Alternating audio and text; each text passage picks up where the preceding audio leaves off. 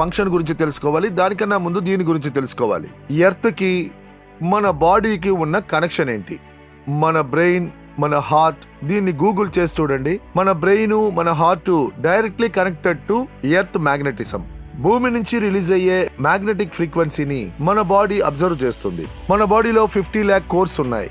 అవి సరౌండింగ్ లో ఉన్న మ్యాగ్నెటిక్ ఫోర్సెస్ ని లోపలికి లాగుతాయి. ఎలా ఈ హాల్లో ఆక్సిజన్ ఉందో అదే విధంగా ఈ హాల్లో మ్యాగ్నెటిక్ ఫ్రీక్వెన్సీస్ ఉన్నాయి. మనం ఎలాగ గాలిని చూడలేమో అదే విధంగా మ్యాగ్నెటిక్ ఫ్రీక్వెన్సీని చూడలేము.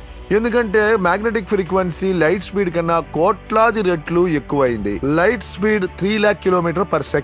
అంతకన్నా స్పీడ్ అయింది మన శరీరంలో ఉన్న మ్యాగ్నెటిక్ ఫీల్డ్. నేను ఒక ఎగ్జాంపుల్ తో చెప్తాను. మన మ్యాగ్నెటిక్ ఫ్రీక్వెన్సీ ఎంత ఫాస్టో చెప్తాను. మన థాటే energy. Thought is the energy.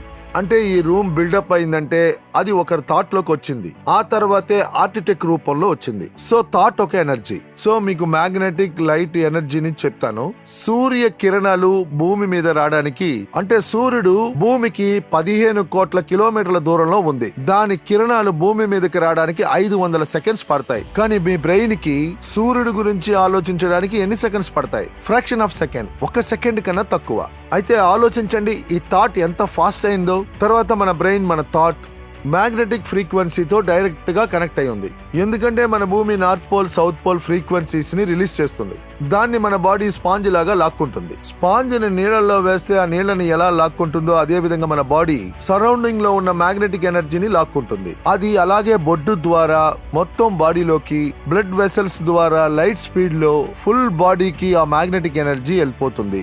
అలాగే ఐరన్ కూడా అట్రాక్ట్ అవుద్ది. ఇలా లోపలికి వెళ్ళినందువల్ల వాక్యూమ్ క్రియేట్ అవుతుంది. ఆ వాక్యూమ్ వల్ల మన లెఫ్ట్ అండ్ రైట్ లంగ్స్ లో ఉన్న ఆక్సిజన్ శరీరం మొత్తం స్ప్రెడ్ అవుతుంది. మన ముక్కుతో శ్వాసించేది లంగ్స్ కు వెళ్తుంది. అది హార్ట్ ద్వారా శరీరానికి స్ప్రెడ్ అవుద్ది. సో ఇదే మ్యాగ్నెటిజం మెకానిజం. ఒకవేళ ఈ మ్యాగ్నెటిక్ ఫ్రీక్వెన్సీని మీరు అర్థం చేసుకోవాలంటే అడ్వాన్స్డ్ కిరిలియన్ ఫోటోగ్రఫీ సైంటిఫిక్ రీజన్ ని తెలుసుకోవాలి. యూజువల్ గా మనం ఫోటో తీసేటప్పుడు ఆబ్జెక్ట్ మాత్రమే కనిపిస్తుంది. కానీ మీరు కిరిలియన్ ఫోటోగ్రఫీ ద్వారా ఫోటోలు తీస్తే మీ సరౌండింగ్ లో ఎన్ని మ్యాగ్నెటిక్ ఫీల్డ్స్ ఉన్నాయో అవి మీకు క్లియర్ గా కనిపిస్తాయి. ఈ రోజు మనకి మ్యాగ్నెటిక్ పవర్ చాలా తక్కువగా దొరుకుతుంది. కానీ మనకి ప్రతి 3 feet లోనూ అయన్ ఉంది. నేను చెప్పిన ఆ ఫోటోగ్రఫీ ద్వారా మీరు చూసారంటే మీకే అది అర్థమవుతుంది. మీరు ఎక్కడ ఫోటో తీసినా సరౌండింగ్స్ లో ఉన్న మ్యాగ్నెటిక్ మీకు కనిపిస్తుంది. అందువల్ల ఇది ప్రూవ్ అయింది.